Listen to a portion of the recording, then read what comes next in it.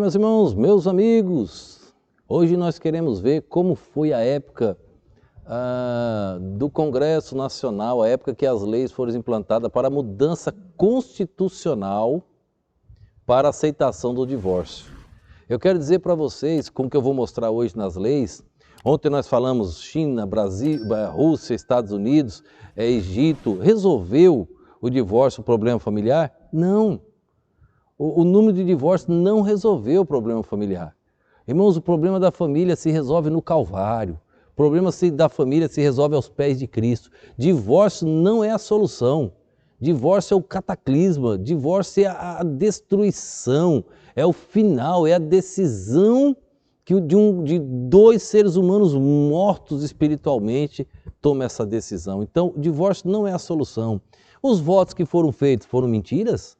E os filhos que nasceram vão viver como? Vão crescer como? Então não é a solução. Agora hoje eu quero mostrar para vocês as leis, as dificuldades que existiram para chegar na questão do divórcio aqui no nosso país, no Brasil. Vamos mencionar boa parte da Constituição Federal aqui nesses assuntos, tá bom? Vamos lá. Vejamos algo sobre o que diz a legislação. O divórcio do latim, divortium, derivado de divertere, separar-se. Então, divórcio significa separar-se. É o rompimento legal e definitivo do vínculo de casamento civil. O processo legal de divórcio pode envolver questões como atribuição de pensão de alimentos, regulação de poder paternal, relação ou partilha de bens, regulação de casa, de morada, de família. Embora esses acordos sejam complementares ao processo principal, em algumas jurisdições, não é exigida a invocação da culpa do outro cônjuge.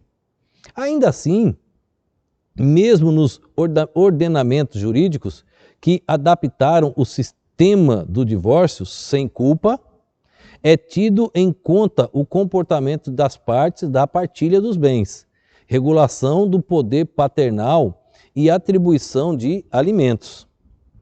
Na maioria das jurisdições, o divórcio carece ser emitido ou certificado por um tribunal para surtir efeito, onde pode ser bastante estressante e caro a litigância. Um divórcio no passado era caríssimo e não era fácil. Hoje a coisa mais simples tem. Você vai na lotérica, você pode divorciar. Outras abordagens alternativas como a mediação e divórcio colaborativo podem ser um caminho mais assertivo. Em alguns países como Portugal e Brasil, o divórcio amigável pode até ser realizado numa conservatoria de registro civil, Portugal, ou tabelionato de notas, Brasil, simplificando bastante o processo.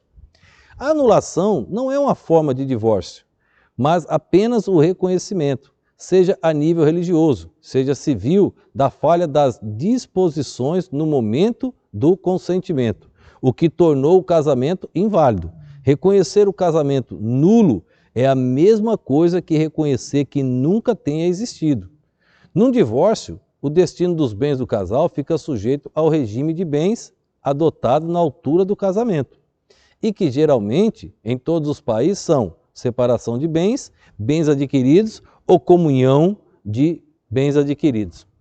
Os países onde mais ocorre pedido de rompimento do matrimônio são Estados Unidos, Dinamarca e Bélgica, com índice entre 55% e 65%. Esses índices são um pouco antigos, tá? Não estão atualizados. Em contraponto, os países com menos incidência de separação são os países extremamente católicos, como Irlanda, Itália, com números abaixo de 10%. Nas Filipinas, o divórcio ainda não foi legalizado. Quanto ao poder paternal, pátrio poder. Nas Filipinas, irmãos, até o adultério é crime. Então não aceitam divórcio até hoje. Divórcio. Parece que houve um caso até hoje de divórcio nas Filipinas. Me parece, posso estar errado, tá? Mas me parece que houve um caso de divórcio somente nas Filipinas até hoje. Quanto ao poder, pátrio poder, ele assume cada vez maior importância no divórcio, sendo atribuído em 95% das vezes às mulheres, segundo dados oficiais de 2003, quer no Brasil, quer Portugal, Espanha e América do Norte. O casamento introduzido no Brasil no tempo do Império era regido pelas normas da Igreja Católica. E o maior dogma referia-se à sua indissolubilidade. Indissolubilidade, não podia ser desfeito por nada. Até mesmo nas hipóteses em que se autorizava o divórcio, não havia rompimento do vínculo matrimonial. O que ocorria era apenas a separação dos corpos. Só poderia ter a separação dos corpos, mas não como hoje, tudo separado. Com a República e a laicização do Estado laico, lamentamos por isso, através do Decreto 119-A, de 7 de janeiro de 1890, veio o Instituto do Casamento a perder o caráter confessional. O casamento civil foi instituído no Brasil em 1890.